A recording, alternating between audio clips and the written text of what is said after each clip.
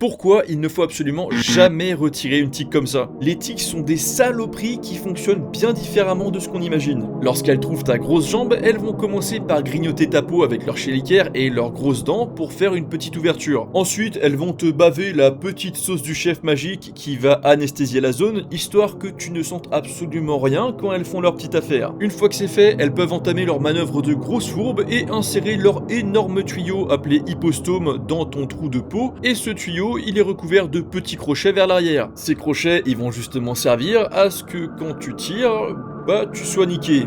Tu vas vite comprendre. En plus de ça, certaines espèces de tiques vont à nouveau mettre une dose de sauce du chef, mais différente de la première et qui cette fois va durcir comme une sorte de ciment, histoire d'être sûr que son plan soit parfait. Une fois que tout ça est fini, elle va pouvoir aspirer ton sang, se nourrir tranquillement et t'injecter quelques petites maladies au passage, jusqu'à ce que tu t'en rendes compte. Quand tu vas la trouver, si tu tires comme un bourrin, le seul truc qui va se passer, c'est que son gros tuyau et son ciment, là, il va rester en place et va aller jusqu'à lui arracher la tête de son corps et continuer de t'infecter. Du coup, il y a évidemment plusieurs méthodes qui existent pour pouvoir retirer la tique entièrement, dont sa tête, comme celle-là par exemple. J'imagine que tu veux pas te retrouver avec une infection bêtement qui te fera finir à l'hôpital. Et du coup, maintenant tu sais